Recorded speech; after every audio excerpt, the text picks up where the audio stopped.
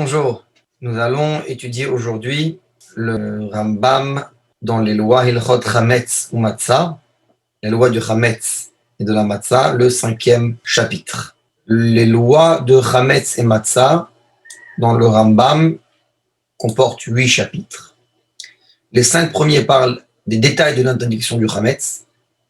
Et aujourd'hui, c'est le 5e. Donc, il va parler de tous les types de Chametz, à partir de quelles céréales, de quelle façon c'est interdit de gonfler, si c'est avec des jus de fruits, les ustensiles qui sont liés avec le Chametz, ça va être le thème du chapitre d'aujourd'hui.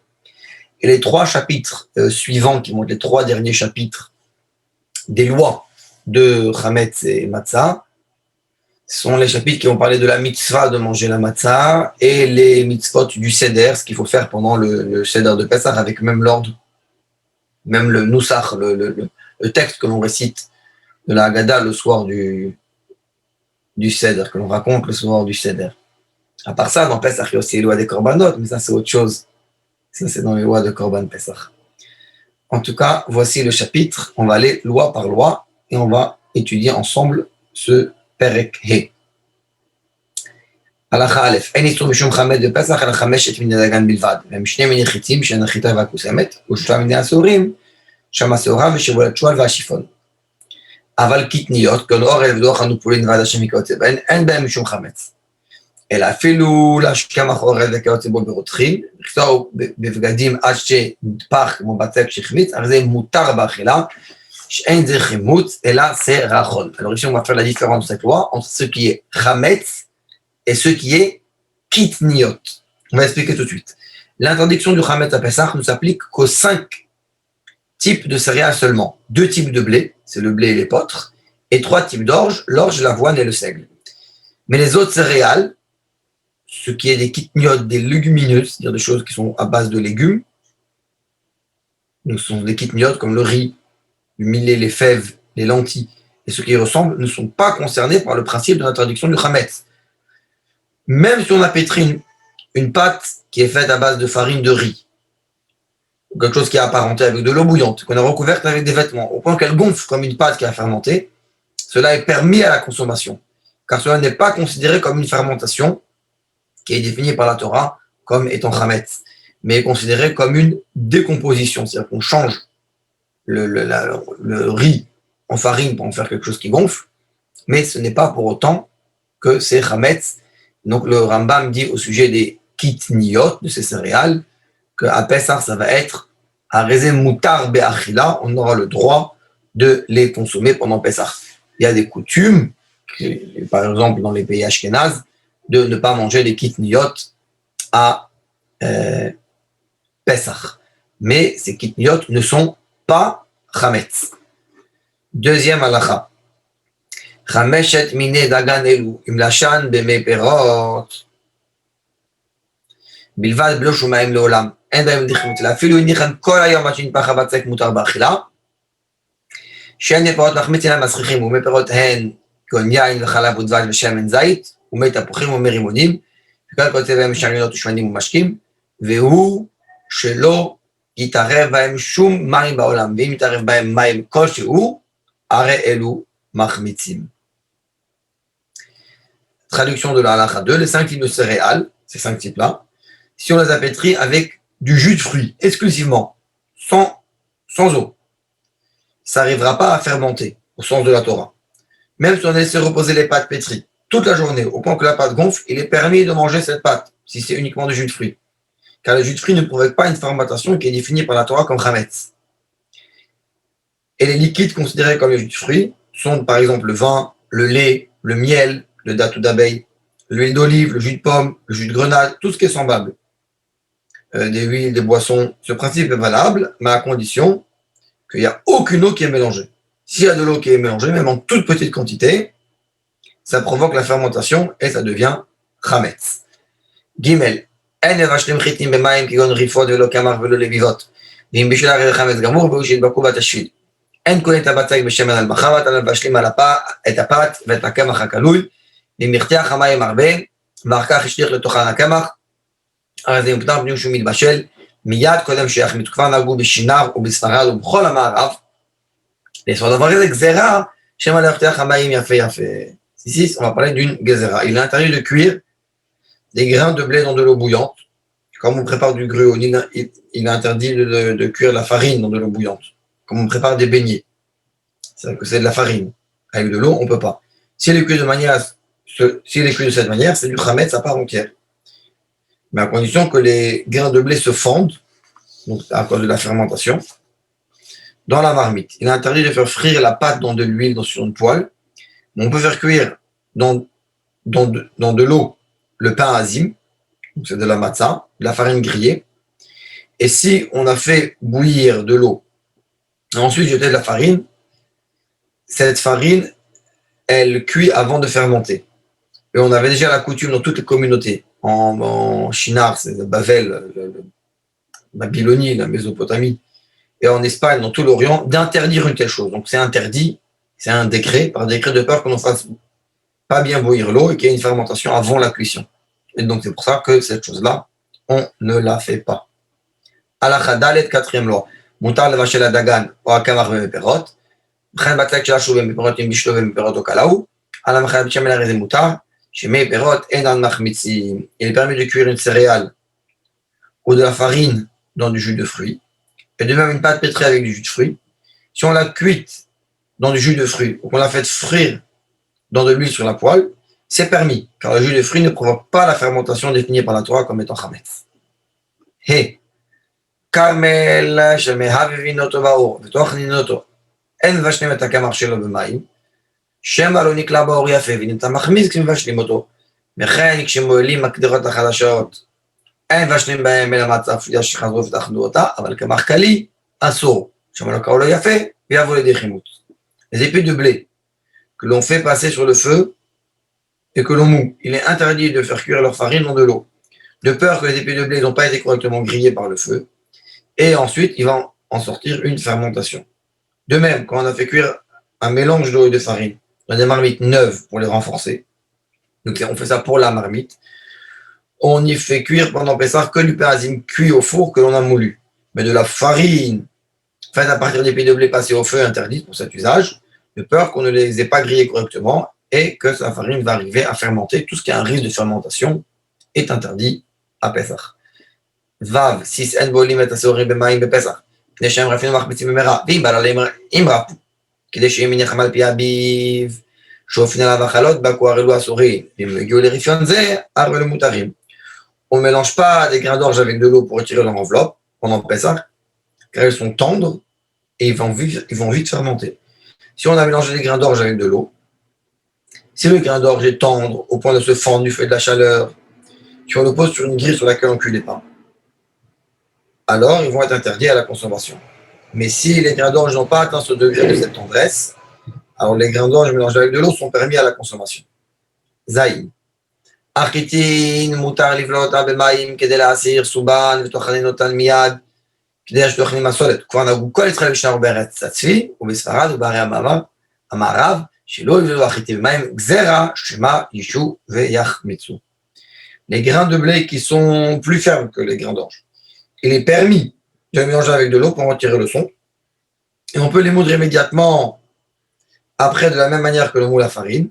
Mais les communautés juives de Mésopotamie, de la terre d'Israël et d'Espagne et des villes d'Orient ont la coutume de ne pas mélanger les grains de blé avec de l'eau par décret, de peur qu'il reste de l'eau dans l'eau un temps prolongé et qu'il fermente. Donc c'est un décret d'interdire une telle chose. Un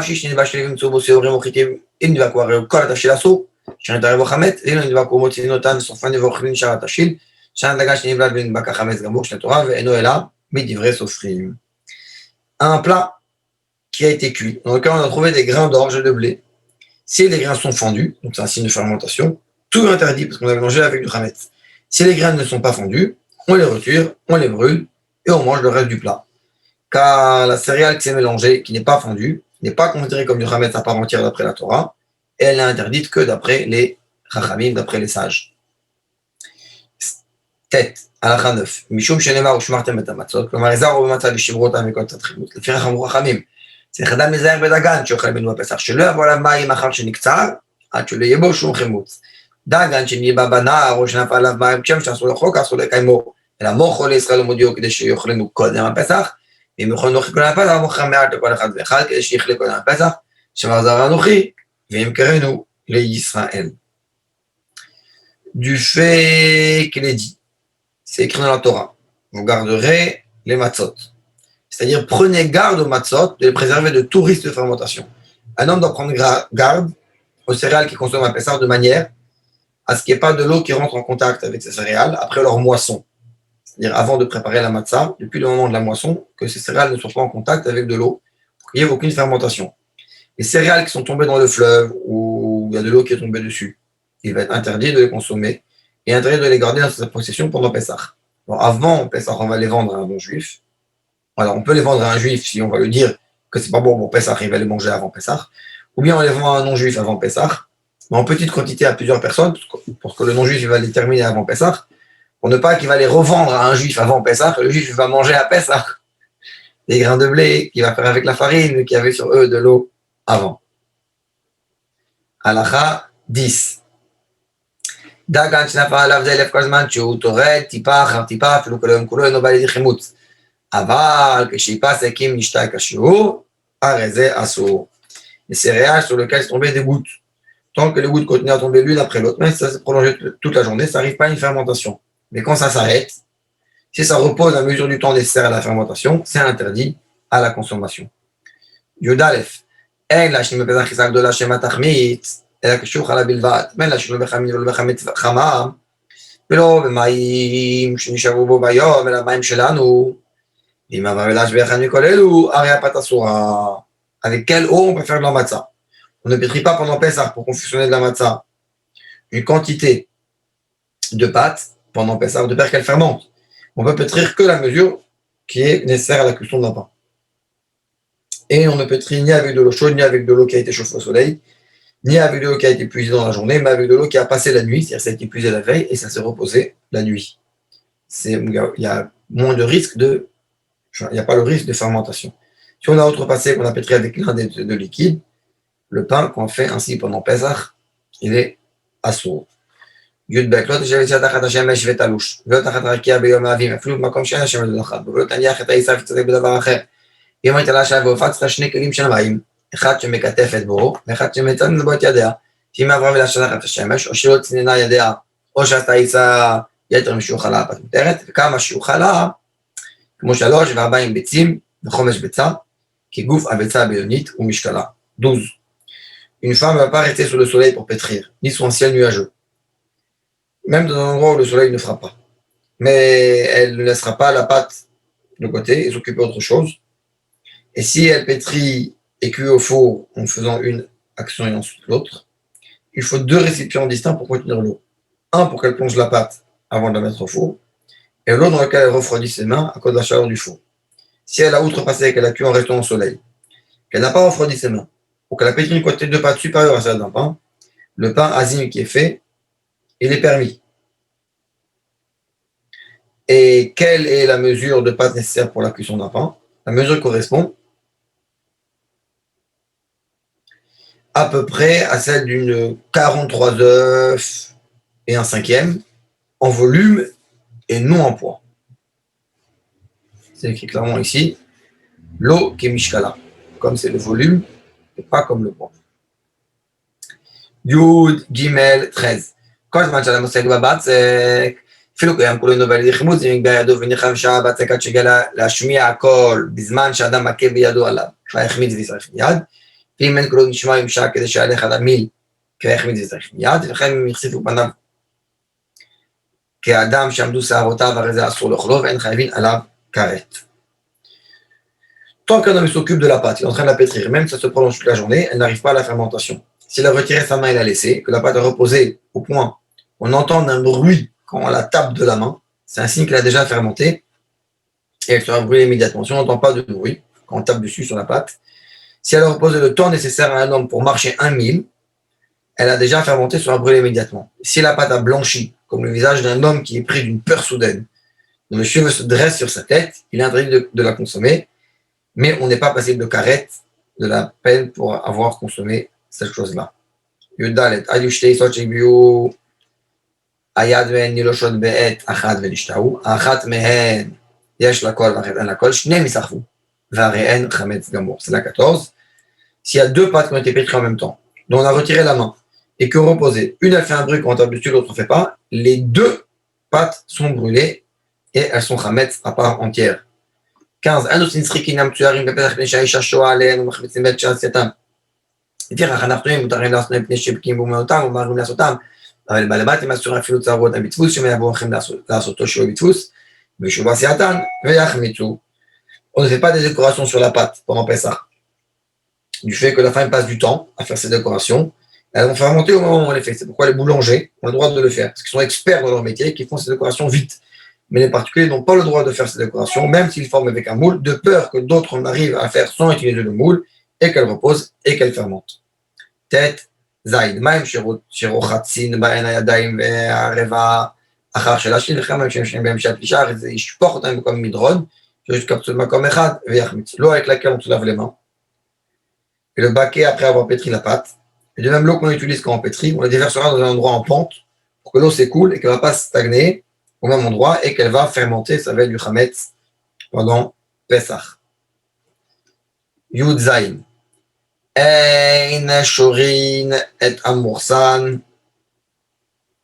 ומניחים לפני התרנגולים שמייחמיץ, אבל חולטין על המורסן ורותנו מניחים לפניהם. כבר נהגו רוב העולם שלא לחלות גזרה שמלאכתך בהם יפה. On ne plonge pas dans l'eau le son du blé pour le laisser à manger devant les coqs, de peur qu'il fermente. Mais on peut leur ébouillanter le son et le laisser devant eux. La plupart des gens ont pris nos coutumes de ne pas ébouillanter par décret de peur que l'on ne fasse pas bien bouillir l'eau. Yutret, mutar alut shatanegoli morsar de kamar umachilan miyad, ou tenifnem ou medalem, atchelu yashlifnem kedi luchmil. Chodlan shamenakrim bo, ou maaper beyado, eno machmitz. Kshifsukum elechol, ishtof aklimaim veishpoch bimkom midron. Il est permis de pétrir le son ou la farine pour les coqs et de leur donner à manger immédiatement, ou bien que l'on met devant eux et consulter à proximité, de sorte que le son ou la farine ne repose pas le temps nécessaire à un homme pour marcher un mille, parce que c'est le temps de la fermentation. Tant qu'il est picore, ou que l'on mélange la préparation à la main, alors le son et la farine pétrie ne fermentent pas. Mais lorsque les coqs s'arrêtent de manger, on lave le récipient à l'eau et on déverse l'eau ayant servi au lavage dans un endroit en pente, pour ne pas que ça va faire du chametz. Yutet. Lo tisre isha mursan tulir biada la mechat, aval סף על בשר היבש, ולא ילך אדם חיטים ויתנן בקרתו לפני שהם מחמצות, אין נותנים את הקמח לתוך החרוסת, ואם לא נשפך מיד, מישהו ממהר להחמיץ, ואין נותנים את הקמח לתוך החלל, ואם נתן, יאכל מיד. Une femme ne plonge pas du son pour l'emporter au bain, mais elle peut se frotter la peau avec le son quand il est sec. Un homme ne mâche pas les grains de blé pour mettre la pâte obtenue sur sa plaie, parce que les grains de blé qui sont mâchés, ils peuvent fermenter. On ne met pas de farine dans la pâte ni dans le charoset. Dans la pâte de charoset, on ne va pas mettre de la farine.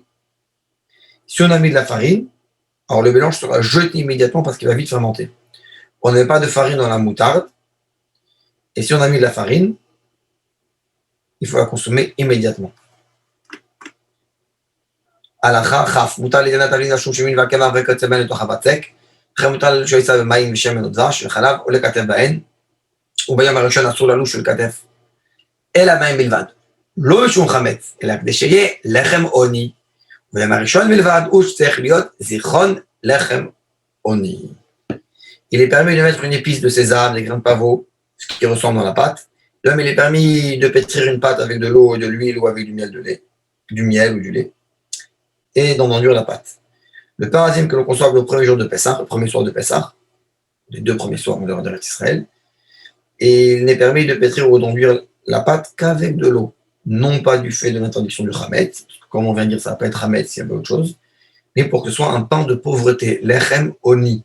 Et c'est seulement le premier soir de Pessah, donc les soirs du Seder, qu'il faut qu'il y ait le souvenir du pain de pauvreté. Chaf Aleph. כל כלי חרס שנשתמש בהם חמץ בצונן, מותר להשתמש בהם מצה בצונן. חוץ מכלי שמניחים בו את השאור, כלי שמניחים בו את החורס, שיחוצו קשה, וכן ערבות של השין בין החמץ ומניחים אותו שם, עד שיחמיץ הריין כבית שאור, ואין משתמשים בהן בפסח. Tout ustensile en argile, dont servi pour émettre du chametz à froid, il est permis de servir pour émettre de l'azim à froid. À l'exception de l'ustensile dans lequel on met le levain, l'ustensile dans lequel on met du charoset, du fait que sa fermentation est forte. De même, les baquets dans lesquels on a pétri du chametz, et on les laisse jusqu'à ce qu'ils fermentent, sont considérés comme un récipient utilisé pour contenir du levain. Et donc, on ne va pas se servir de ces ustensiles à Pessah. Le principe, il est que Pessah, ce n'est pas seulement le Chametz qui est interdit, mais tous les ustensiles qui sont servis au Chametz. Chav bet. Bib shel cheres sheufin alav chalot Chametz kol hashana kula, en ofin alav matzah בפסח. ואם אילו גחלים והסיק מקום שלהם לבשל בו חמץ, מותר לבשל עליו מצה. Une plaque d'argile sur laquelle on a fait cuire des pains chametz pendant l'année, on ne peut pas cuire dessus à Pessah du matzot. Si on a rempli de braise, qu'on a chauffé à partir de la... Si on l'a rempli de braise, qu'on a chauffé la partie sur laquelle on peut le chametz, c'est permis d'y cuire du parasite, parce que quand on a tout brûlé, on l'a, par cette action, cacherisé. Chavgim, kle matachot ou kle avanim, shnishtamesh bain chametz berotrim. בכלי גדרות ואילפסים, נותן אותם בתוך כלי גדול של מים, מעלה עליהם מים ומחתיכם בתוכו, עד שיפלטו, אחר כך שוטף אותם בצונן, משתמש בהם במצה. מבחינת זקנים מחתיך את הרעב, ואת הנמצא בכלי ראשון, וכך משתמש בהם במצה, ça c'est le principe de cachérisation des ustensiles. Les ustensiles en métal ou en pierre qui ont servi au chametz à chaud, en tant que kli rishon, c'est-à-dire des ustensiles dans lesquels, des marmites, des poêles dans lesquelles on a cuit, on va les mettre dans un grand récipient rempli d'eau. On va faire bouillir l'eau. Jusqu'à que l'ustensile chametz, ils vont rejeter le chametz qui est dans leur paroi. Ensuite, on va les rincer avec de l'eau froide. Et à ce moment-là, on pourra s'en servir pour contenir de la matzah. La même chose des couteaux. On fait bouillir la lame et le mange dans un kli rishon. Et ensuite, on peut s'en servir pour couper à Pessah. כלי מתכות ואבנים וכלי יוצאים שנשארים בחמץ וכלי שני, כגון קערות וכוסות נותן תוך כלי גדול, ונותן עליהם מים רותחים, ומניחים בתוכו עד שיפלטו. וכך שאותנו משתמש בהן במצה. Des ustensiles en métal, en pierre ou en bois, qu'on a servi en tant que kélichénie. C'est-à-dire, on n'a pas cuit dedans, on a mis quelque chose dedans de chaud. Par exemple, les assiettes, des verres, on va les mettre dans un grand récipient, on verse dessus l'eau bouillante, et on les laisse reposer jusqu'à qu'ils rejettent le chametz contenu dans la paroi. Ensuite, on va les rincer avec l'eau froide, on pourra s'en servir à Pessah. La fin de ce chapitre. Chaf he, kol keli חרס, שנשתמש בהן חמץ בחמין, בין כלי ראשון כגון גרות, בין כלי שני כגון קערות, בין שהיו משוחים ושועים בעבר שעושים אותם כאין זכוכית, בין שהיו חרס כמה שהן, אין משתמשים בהן מצה, אלא מניחים לאחר הפסח ומבשל בהן. Tout ustensile d'argile qui a servi pour du chametz à chaud. Que cela soit en tant que keli rishon comme des marmites, ou en tant que keli sheni comme des assiettes, que ce soit des ustensiles enduits de plomb de sorte qu'ils deviennent comme du verre, ou qu'ils soient en argile à l'état brut, on ne peut pas s'en servir pour contenir de la matzah. Plutôt, on les laisse pour après Pessah. Et alors, on peut y cuire. Dernière halakha, 26. כלי ראשון שרצה להחתיכו, ולא מצא כלי גדול ממנו כדי להחתיכו בתוכו, הרי זה מקיף לו שפה של פתית על שפתו מבחוץ, ומלא מים עד שיגבור המים על שפתו, ומחתיך המים לתוכו, ודיו, כך שטף אותו ונשתמש במצה. Un ustensile chametz qui a été utilisé comme kli rishon, que l'on veut faire bouillir, mais on ne dispose pas d'un ustensile assez grand pour qu'on peut mettre cet ustensile dedans. On enduit son bord de terre glaise, puis on le remplit d'eau jusqu'à ce qu'elle déborde au-dessus du bord. On fait bouillir de l'eau, cela suffit. Puis on le reste en eau froide et on peut s'en servir pour retenir la matzah. Ça, c'est le principe de cachérisation des ustensiles pour Pessah. Et sur ce, on finit le 5e chapitre. Et aujourd'hui, c'est le dernier jour de Hanouka. Et ce soir, Shabbat, Kodesh, Parashat Miketz. Shabbat Shalom.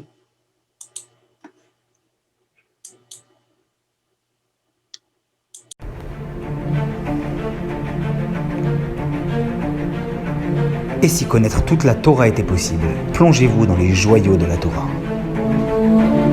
Étude du Rambam, le Maïmonide, cours de qualité par des rabbins francophones aux 4 coins du globe.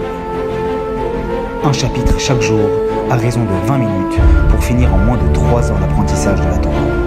Relevez le challenge, tous les soirs en direct à 20h30 ou 21h30 heure israélienne. Nos cours sont accessibles à tout moment, YouTube, Facebook et sur notre site torah24.com.